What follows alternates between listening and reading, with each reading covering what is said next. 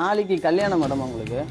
நாளைக்கு கல்யாணம் வச்சுக்கிட்டு என் கூட வந்து நைட்டுக்கு வந்து படுத்துட்டு போயினாங்க மேடம் அவங்க. அப்புறமா சொல்றாங்க நான் அதெல்லாம் உங்க கூட படுக்க முடியுமா படுக்க முடியாது எனக்கு தெரியாது, நீங்க வாங்க அப்படின்னாங்க மேடம்.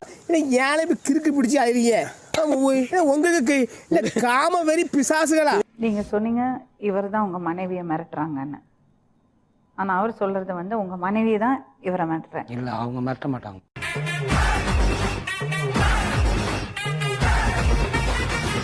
இவருக்கு எனக்கு வந்து காலமுறை சண்டையாச்சு.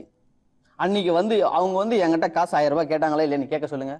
1000 ரூபாய் கேட்டாங்க. எனக்கு தெரியாது madam. Bro I don't care.